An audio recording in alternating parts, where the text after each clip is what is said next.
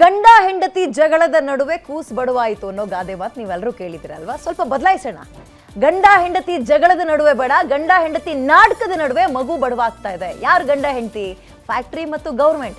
ಬಡವಾಗ್ತಾರೋ, ಅಳ್ತಾರೋ, ಕೂಗ್ತಾರೋ, ನರಳ್ತಾರೋ ಮಗು ಯಾರು ಅಂದ್ರೆ ಇದೇ ಕಬ್ಬನ್ನ ಬೆಳೆದು ವರ್ಷ ಪೂರ್ತಿ ಕಬ್ಬನ್ನ ಮಗು ತರ ಕಾಯ್ಕೊಂಡು ಕಟಾವು ಮಾಡಬೇಕಾದ್ರೆ 3 ಕಾಸು ಹುಡ್ತಾ ಇಲ್ಲ ಅಂತ ಕಣ್ಣೀರು ಹಾಕ್ತಾ ಇದಲ್ಲ, ಇದೇ ರೈತನ ಪರಿಸ್ಥಿತಿನ. ನೆನಪಿರ್ಲಿ, ಇಡೀ ನಮ್ಮ ದೇಶದಲ್ಲಿ ಸಕ್ಕರೆ ಉತ್ಪಾದನೆ ಮಾಡುವ, ಅತಿ ಹೆಚ್ಚು ಸಕ್ಕರೆ ಉತ್ಪಾದನೆ ಮಾಡುವ ರಾಜ್ಯ ಯಾವುದು ಅಂದ್ರೆ ನಮ್ಮ ಕರ್ನಾಟಕ.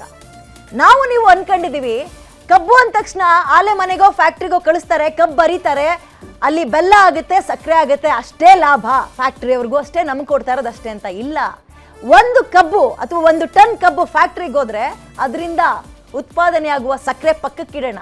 ಉಳಿದಂತೆ ರಾಜ್ಯ ಸರ್ಕಾರಕ್ಕೆ ತೆರಿಗೆ ರೂಪದಲ್ಲಿ ಬರ್ತಾ ಇದೆಯಲ್ಲ ಲಿಕ್ಕರ್ನಲ್ಲಿ, ಅದನ್ನ ಬಳಕೆ ಮಾಡೋದ್ರಿಂದ ಹಿಡಿದು ಎಲ್ಲವನ್ನ ಇವತ್ತು ಚರ್ಚೆ ಮಾಡ್ತಾ ಹೋಗೋಣ.